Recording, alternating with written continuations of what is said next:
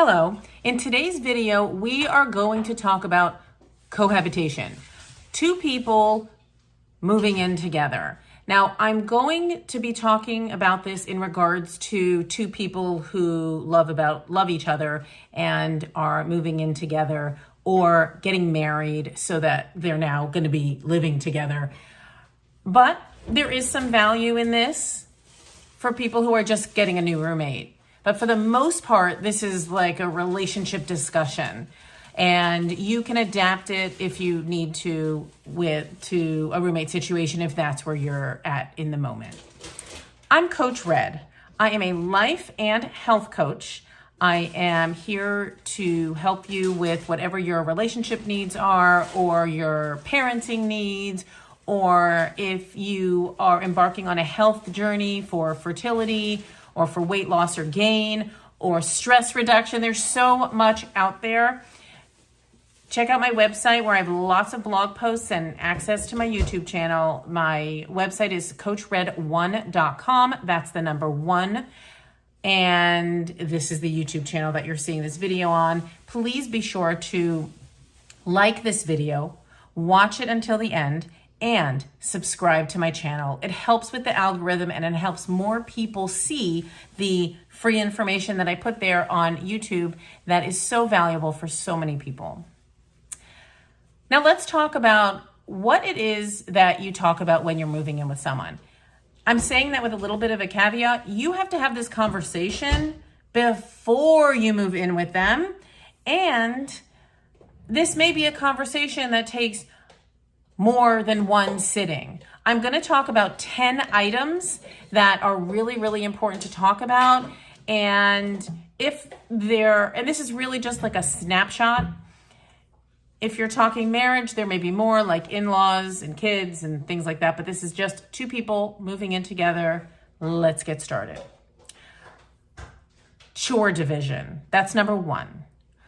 Discuss who's going to handle what chores and set timelines and frequencies for these tasks. So for example, if two people are dating and they've gotten to the point in their lives where they now want to live together, well, are they going to hire someone to do all the cleaning? Or are they going to clean every Saturday or Sunday? Or are you going to clean every night a certain room, do laundry once a week? Like, discuss what your habits are before you actually move in together. Like, maybe one person does these things infrequently. You do laundry once a month and you have a ton of clothes. The other one does laundry twice a week and they have very few articles of clothes, or they also have a lot of clothes. They just do laundry very infrequently. More frequently. So discuss that. Do you put your clothes in a hamper? Do you put your clothes in a bag in the closet? Do you have a section over the room you tend to dump your clothes in? So discuss chore division. That's the first thing. The second thing is organization. Address organizational habits and decide on how to manage any differences in organization. So if one of you is super organized and has little piles on the desk or on the dresser, and then the other person doesn't like piles on the dresser, but they'll take those piles, but they have to be in a drawer.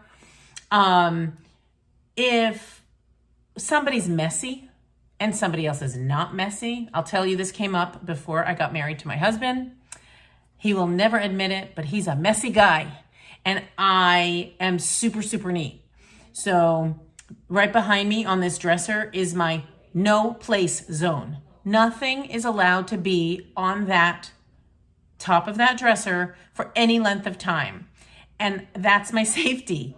And that's how we've kind of discussed our organizational skills. He's got his desk and he places his computer in a certain way and his extra screens and his notes and his notebooks. And I have my way of putting all of my things.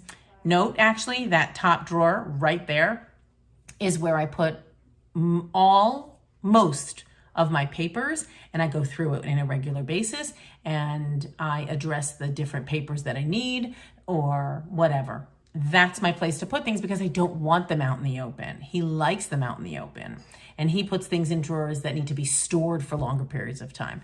And this was something we actually discussed before getting married. So I recommend to you, discuss your differences, and maybe you can come up with a compromise, or your compromise might be, this is how I do it, this is how you do it, and let's just see how it goes. But we're not going to let it break us. That's an option too. Financial planning is number 3. Determine how you'll manage personal finances. Decide on bill management and joint or separate accounts, and establish a plan for emergencies and savings goals. Now, if you're in a relationship, how are you going to divide the bills? Technically, you really shouldn't be on an account together if you're not married because there's liabilities in there, which I'm not getting into. But maybe you have an account that both of your names are on that each one of you puts a percentage in and pays the bills. Because even though you are in a relationship, this is basically a roommate situation. So you have to have everything illuminated. You don't have to know how much he has, how much she has.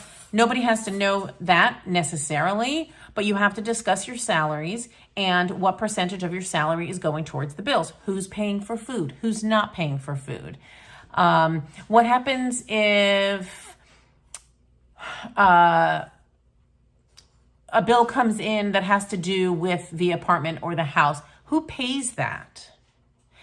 Who pays if you had to pay for some sort of planting outside?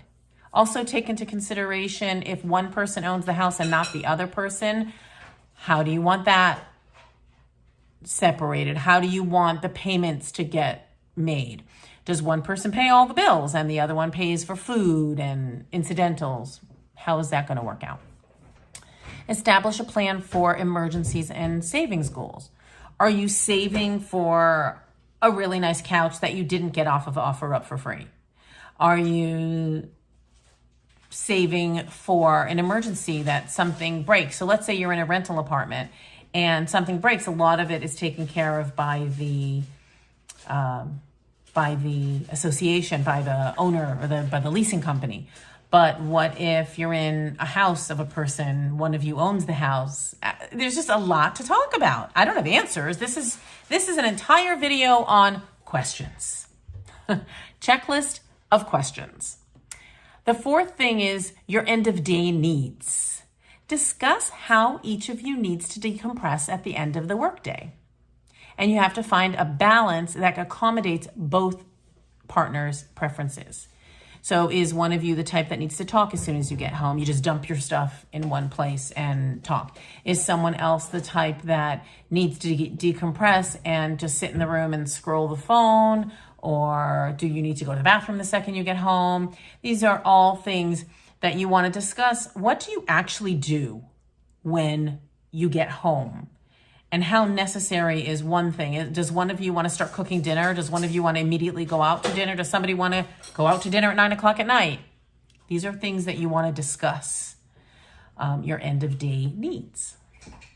Number 5, coping with difficult times. Understand or get to understand how each of you copes with challenging situations, and make sure you're aligned in providing support and comfort. Does one of you want to give solutions? Does one of you want to have solutions? Does one of you want to just get a hug? Or does someone else want to just sit there quietly holding your hand?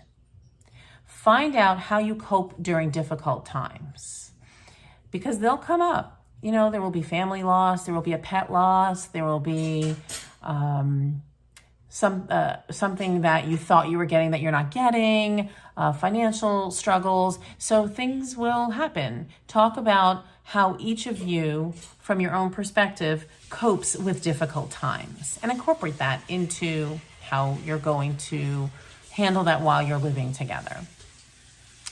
Employment and job loss, that's number 6.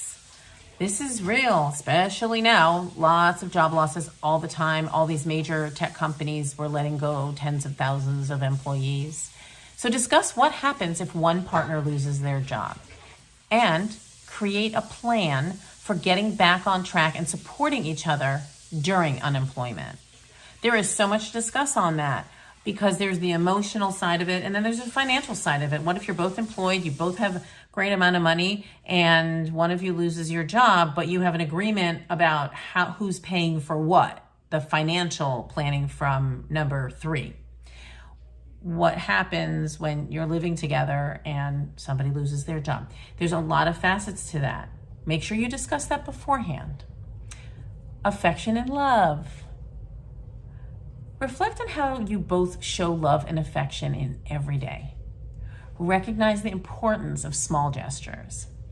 So are you the kind that just wants a quick peck on the cheek and goodbye, see you later, and then when you come home at the end of the day, a quick peck on the cheek, hi, honey, I'm home? Or are you the type that wants to hold hands all the time and hug all the time and constant touching on the shoulder or touching on the head? Like what do you like as far as affection and love? And there is the 5 love languages. I highly recommend that book.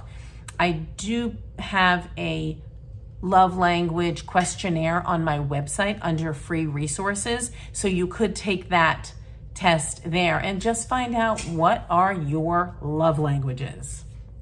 That will help a lot before you go. There are 5 of them. One is like physical touch, one's acts of service, one is gifts, words of affirmation. Anyway, there's 5 of them, and you're gonna go through each one and discuss what you like as a person from your other person.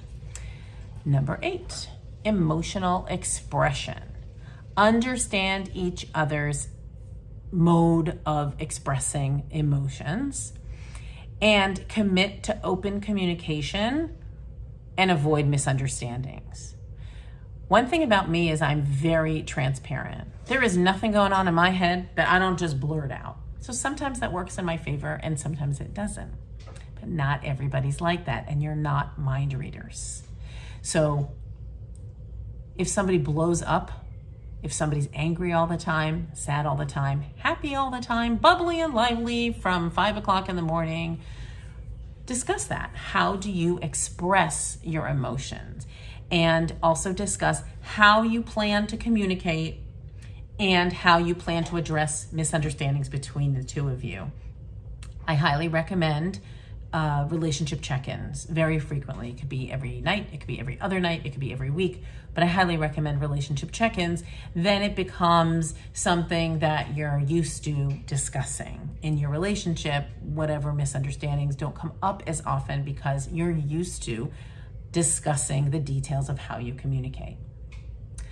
Number 9, receptiveness to feedback. Promise to be receptive and not defensive when receiving feedback. Explore feedback together and consider necessary changes. So receptiveness to feedback means I'm going to hear what you have to say about what I just did, said, thought. And I'm going to look at what part of that might be true for me and what part might not be true for me, but I'm not going to be quick to answer, oh, no, that's not me. Oh, no, that's not it. You stop for a second, you say, okay, I can see how you said that based on what I said. This is the reality. This is the non-reality. This is what really resonates for me. I'm going to have to think about that. That's the kind of language you're going to use when you are discussing number 9, receptiveness to feedback in your discussion before moving in. Number 10 is personal growth. Encourage each other to deal with personal issues. Commit to self-reflection, seeking help, and taking accountability when needed. I don't think I need to express that any further because by discussing and addressing these topics before moving in together, you are better prepared for a harmonious and successful shared life together. Okay, review this checklist with your partner, and I will have that up on my website very, very soon if it's not already up at the time that this video goes live. But discuss this checklist with your partner to ensure that you both have a clear understanding and an agreement on these important aspects of cohabitation. If you need more guidance or you want help going through this checklist with your partner, I am here to help you. I am Coach Red. You can reach me at info@coachred1.com. Don't forget, like and subscribe to my video channel, and I will see you in the next video. Thank you for watching. You can always check me out at coachred1.com for lots of blog posts and videos and other important information that you can use as a parent or in life. Please subscribe and click the notification button so that you never miss a video from Coach Red.